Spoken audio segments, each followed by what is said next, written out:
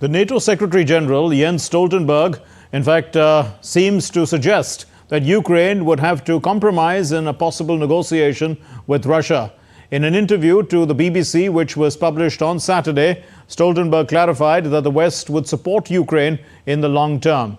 He said Western countries would invest in Ukraine's defense capabilities to make it more resilient to future strikes. This report puts recent developments into context. Just a few days ago, on the 4th of April, NATO members celebrating the 75th anniversary of the strongest military alliance in history with pledges to support Ukraine to the very end.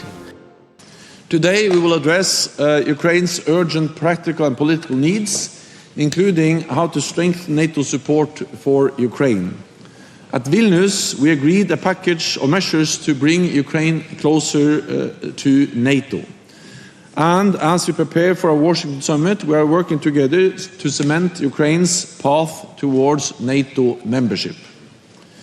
This matters for Ukraine's security and for our security. However, the funding plan for Ukraine doesn't seem to have the entire backing of the security alliance, with reports suggesting not all members agree. NATO chief Stoltenberg had proposed creating a $107 billion 5-year fund to support Ukraine. But the idea drew mixed responses from NATO members. Then came an interview to the BBC published on Saturday in which Stoltenberg has said, and I quote, "Even if we believe and hope that the war will end in the near future, at the end of the day, it has to be Ukraine that decides what kind of compromises they are willing to do," unquote. He added that the West's role is to help Kiev reach a negotiating position that could produce an acceptable result. He, however, did mention that he was not pushing Kiev toward any concessions, emphasizing that the real peace can only be achieved with the Ukrainian victory. It is clear that extending support and aid to Ukraine emerged as a contentious topic among NATO member countries as foreign ministers met for 2 days of talks at the alliance headquarters in Brussels, Belgium, concluding on Thursday. NATO alliance members had agreed to scour their arsenals for more air defense systems to protect Ukraine from Russian ballistic missile attacks. He said, NATO is not party to the conflict, and NATO will not be party to the conflict. But NATO is providing support to Ukraine to help them defend themselves. And we just have to remember again and again what this is. This is one country, Russia, attacking another, invading another country.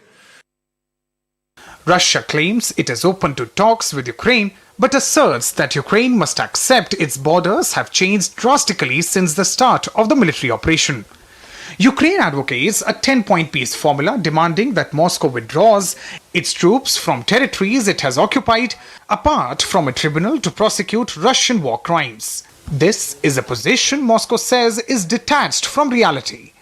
Ukrainian President Zelensky, in remarks published on Saturday, said his country is awaiting a much-needed large-scale aid package from the United States and that he still believes will get approval from the US Congress. He also hopes the setup of a peace summit in Switzerland with around 100 countries participating.